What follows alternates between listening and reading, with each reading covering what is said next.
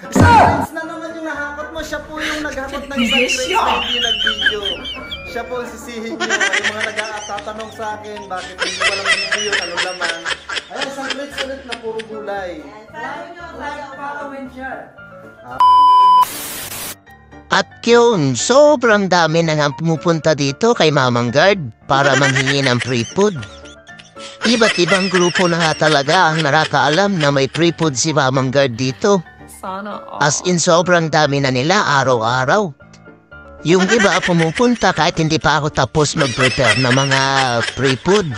Kaya ang ginagawa ko, pinapapasok ko lang sila tapos binibigyan ko lang sila ng merienda. Katulad nito ni ate, yan, pinag-ice cream ko muna siya. Tapos itong si kuya naman, nagantay lang siya kasi fasting, di na siya kakain.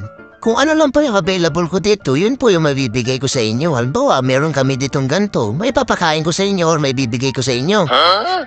Meron ako naging problema ngayon sa ating mga upload videos, sa ating mga nag-message sa WhatsApp, nagme-message sa TikTok, marami pong message talaga sa akin. Ang naging problema po is yung nagsiselos yung iba sa mga binigay ko dun sa iba. Yung iba kasi nabigyan ko ng isda, yung iba naman hindi, yung iba may salmon head, yung iba naman wala. Kung ano lang po yung available namin, yun lang po yung maibibigay ko sa inyo. Kaya wag naman sana kayong magselos or magtatampo kung wala. Kung ano lang po yung ma-receive natin, magpasalamat po tayo kasi libre nga po yan. Kung ano lang yung available na meron sa amin, yun lang po ang mabibigay ko. Nagumpisa yan ang mubulaog, bigay ako nung nag-request sa akin si kabayan ng isang crates na iba't ibang karne.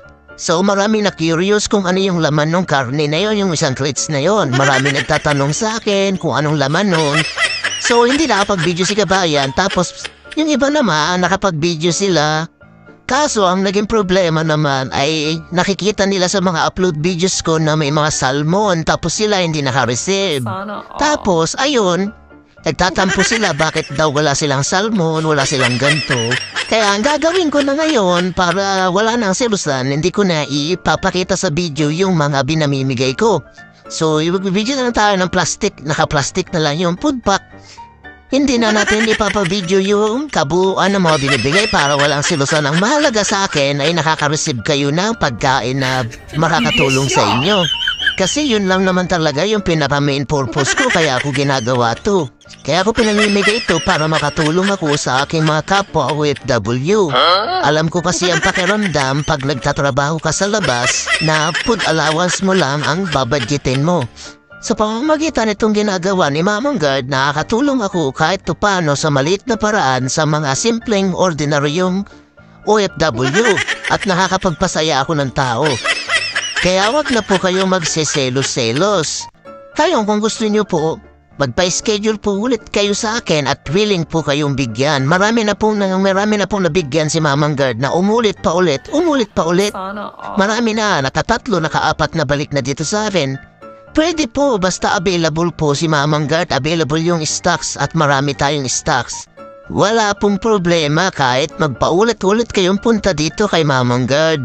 Ang mahalaga sa akin, napapasaya ko kayo at nabibigyan ko kayo ng konting tulong galing sa puso ni Mamang Guard. Katulad niya, nag-donate ako sa grupo ng Guardians dito sa Jeddah. Hindi ko siya mai-upload kasi sobrang dami na binigay ko sa kanila, sa grupo nila. Maraming magsiselos, maraming mag-re-react na bakit sa kanila marami, bakit sa ganito marami. Kaya ko po dinonate yun sa kanila para po mas marami pa ang matulungan ng mga OFW. Gusto ko kasi mas marami pa ang matulungan, mas magiging masaya si Mamang Guard sa maraming matutulungan. Kaya ko po pinapalaganap yung pagtulong kasi gusto ko matulungan ang ating mga kababayang OFW. Magtulungan po tayong lahat. Tulungan nyo si Mamang Guard, tulungan ko rin kayo. At suportahan nyo po ang ginagawa ni Mamang Guard na pagtulong sa kapwa. At syempre, suportahan nyo na rin yung social media ko. Katulad ng Facebook ko. Suportahan nyo po ang Facebook ni Mamang Guard nang sa ganon mas marami pa tayong matulungan.